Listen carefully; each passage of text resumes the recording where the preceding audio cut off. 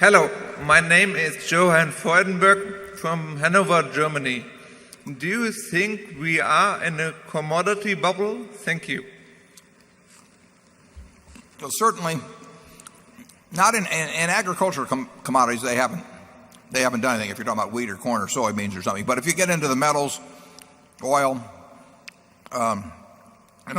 there's been a terrific move. The most extreme probably has been copper, and I would say that oil, if you go back a few years to when it was at $10 a barrel, it's been more extreme than copper. But you are undoubtedly, it's like most trends. At the beginning, it's driven by fundamentals, and at some point, speculation takes over. The very fact that the fundamentals cause something that people have looked at for years without getting excited about, fundamentals change the picture in some way. Copper does get a little short, or people get a little worried about currency and maybe gold goes up or whatever it may be. But it's that old story of what the wise man does in the beginning, the fool does in the end. And with any asset class that has a big move that's based initially on fundamentals is going to attract speculative participation at some point, and that speculative participation can become dominant as time goes by, and famous case always being tulip bulbs. I mean, tulips may have been more attractive than dandelions or something, so people paid a little more money for them. But once a price history develops that causes people to start looking at an asset that they never looked at before and to get envious of the fact that they're because he saw this early and so on, that takes over. And my guess is that we're seeing some of that in the commodity area, and of course I think we've seen some of it in the housing area too. How far it goes, you never know. I mean, some things go on to just unbelievable heights, and then silver went back in there. That was manipulation to some extent, but it got up to $50 an ounce very briefly back in the early 80s. But the eyes of the world that never looked at silver when it was $1.60 or something, or $1.30 back in the 60s, everybody in the world was looking at it, and some were shorting and some were buying, but it becomes a speculative football.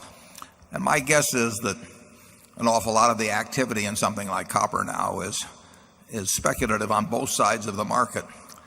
If it goes to $5 a pound, who knows? But you are looking at a market that is responding more to speculative forces now than to fundamental forces, in my view.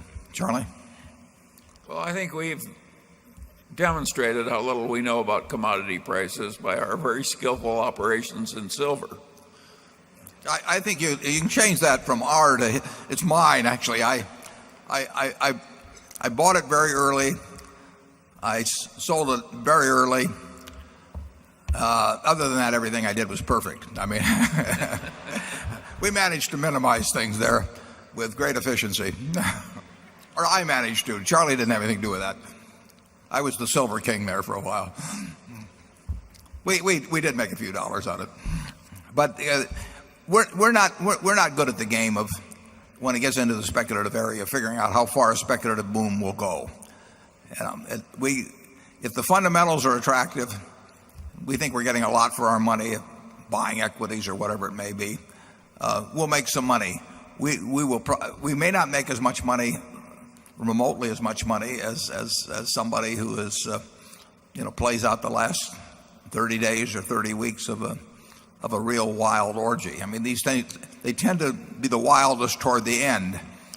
But that gets back to the question, of Cinderella the ball. I mean, you're there, you're having a wonderful time, the punch bowl is flowing, and the dance partners are getting prettier all the time, and at midnight it's going to turn to pumpkins and mice.